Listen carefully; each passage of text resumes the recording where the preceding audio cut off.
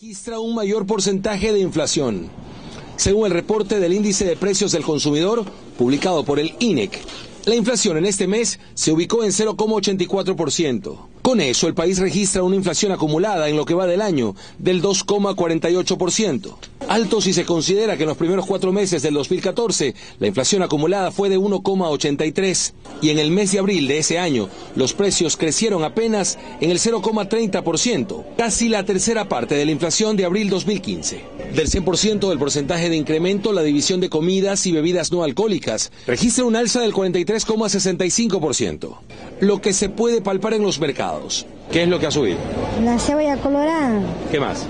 Pimiento. ¿Y eso viene de la sierra? Pimiento, antes costaba un bulto costaba $20, 25, ahora vale 48, 50. Eso sí está muy caro, ¿eh? Está carísimo. ¿Y la cebolla colorada? Cebolla ahorita vale $42. ¿Y antes? Antes valía 25, 18, así. Según el INEC, esto tiene que ver con cierres temporales de carreteras a consecuencia de derrumbes en este invierno. Dice que ellos los compran caro, por eso que tienen que venderla así. Y otro rubro importante que impactó el porcentaje de inflación de este mes de abril es el de transporte. Según el INEC, creció 29,96%. Esmeralda para acá está como a 14. ¿Ya? Sí. ¿Y cuánto costaba antes? Antes era 9.50, 10. Entonces sí ha subido, ¿eh? Sí, demasiado. Antes pagaba $5. ¿A dónde va usted? A Puerto Viejo. ¿Y ahora cuánto le cobra? $6. La canasta básica se ubicó en $660,85. Y las ciudades con mayor inflación fueron Guayaquil y Quito, respectivamente, con porcentajes cercanos al 1%. Jorge Rodríguez, 24 horas.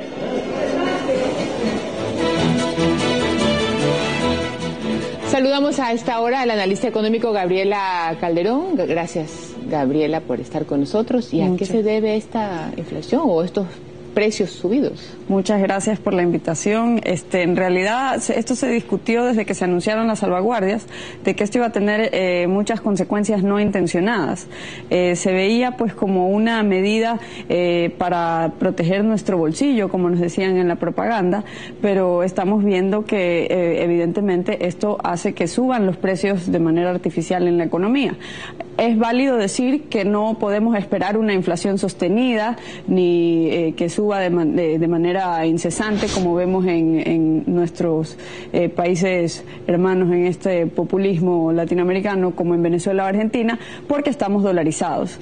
Mientras se mantenga esa variable de no tener emisión excesiva de circulante, porque no podemos emitir nuestra propia moneda, pues no podemos experimentar ese tipo de inflación. Lo que sí puede haber es un aumento temporal en los precios, que una vez que se aumenta, pues ya se dio. O sea, no quiere decir que no subieran los precios, quiere decir que mientras demore el ajuste a los nuevos precios más altos, debido a las salvaguardias. ¿Qué tiene que ver las salvaguardias con la comida, como la cebolla, el pescado, las cosas del mercado? ¿Cuál es el camino que los conecta?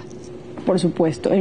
Ecuador no es una economía cerrada, es una economía abierta desde hace muchísimos años, más de 2 décadas se puede decir, y nos hemos acostumbrado en el diario vivir a consumir cosas que provienen de otros países, y no solo cosas de lujo, sino que, por ejemplo, muchas de las cebollas que consumimos aquí vienen del Perú, y este es un producto de consumo masivo, no es algo de lujo, y esto ha sido afectado directamente por las salvaguardias. No solamente eso, sino que muchos productos en una economía globalizada y en un país que participa de esa economía globalizada requieren de insumos importados.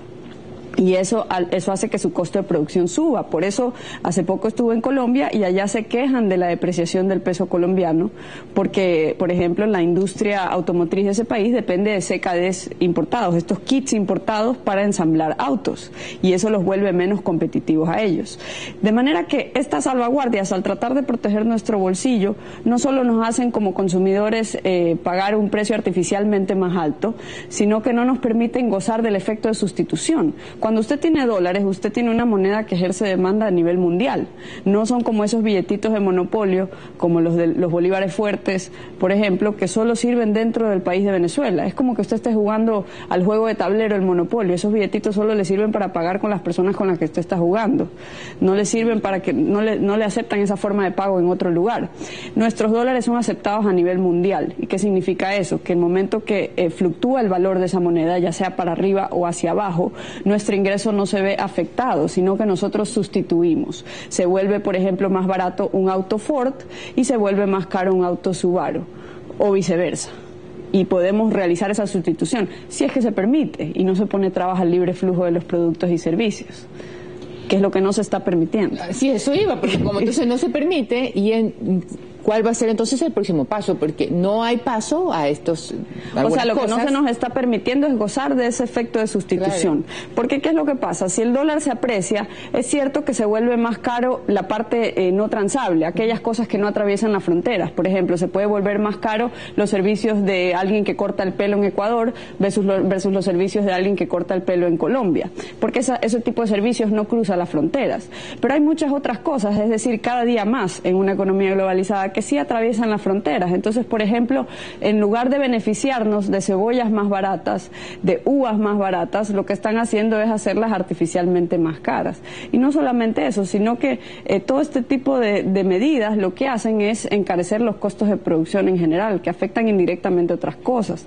Y también restringe la oferta a lo que hay de producción local, y la producción local no se puede aumentar de la noche a la mañana para suplir todo lo que era satisfecho por las importaciones. Y además que es difícil prever que los empresarios en todas las industrias hagan las inversiones que se requiere para aumentar esa producción a ese volumen, dado que se dice de entrada que esto es algo temporal.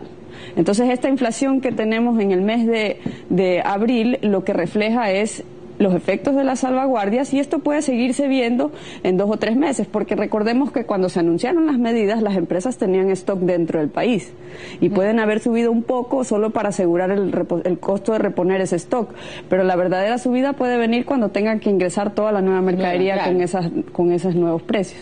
Guayaquil es el eje del comercio en el país, realmente, como Manta tal vez, como algunas ciudades de Esmeraldas, Machala.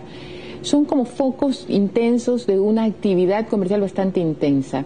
¿Se está sintiendo ya la elevación de precios, algún problema de acceso a algún producto determinado con estas salvaguardias?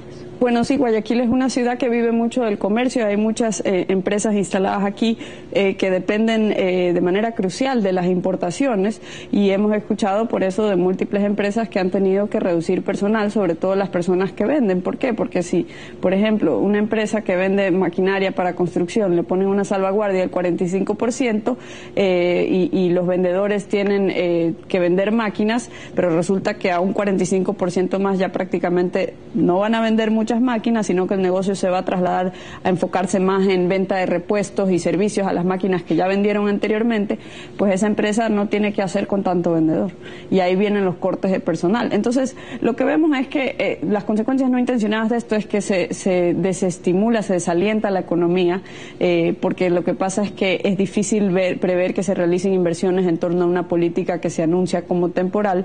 Por otro lado, se aumenta artificialmente los costos de producción en nuestra economía y se golpea al consumidor porque no se le permite gozar de cosas que se han vuelto más baratas. Es algo que deberíamos de celebrarlo, que todos los alimentos importados y todas las cosas que importamos se vuelvan más baratas porque tenemos una moneda que ahora compra más. ¿Qué va a pasar con el tiempo? Dijeron que esto duraría 12, 18 meses, algo así, y durante ese tiempo en el país va a existir, bueno, todos estos movimientos, sufriremos, pero ¿cómo va a quedar esa sociedad en 18 meses, empresarial y comercialmente hablando? El problema de estas medidas, ¿no? Milton Friedman siempre decía que no hay nada más permanente que un programa de gobierno temporal. El problema es que se vuelva algo no tan temporal. Y el problema pero es supongamos que sea temporal. Es que yo creo que es importante explicar que se crean grupos de intereses que concentran los beneficios y las rentas de estas medidas. Estos son privilegios que se han distribuido a las personas que tienen el derecho a seguir vendiendo y a un precio más alto. Claro. Y esas empresas son contadas y también es un incluye, fenómeno claro, de beneficios concentrados y costos dispersos, porque usted y yo puede que vamos al supermercado y no nos damos cuenta que nos están esquilmando unos centavitos por aquí, un dólar más por allá. Puede ser que que no. Hay personas, digamos, de ingresos más bajos que seguramente están mucho más conscientes de la suba de precios en distintos alimentos. Pero lo que tenemos es rentas concentradas en distintos grupos que luego van a presionar y organizarse para que no se eliminen esos privilegios. Esa es la parte difícil. Lo pudimos percibir cuando entrevistamos a un gran número de personas naturales y jurídicas a raíz de la decisión. Y sí nos pusimos a pensar si tanto beneficio le causan a estas personas, si no son pues personas con poco poder, sino importantes, pues harán su buena gestión para que duren estas reformas. Se me acaba el tiempo. Gabriela, gracias por estar con nosotros.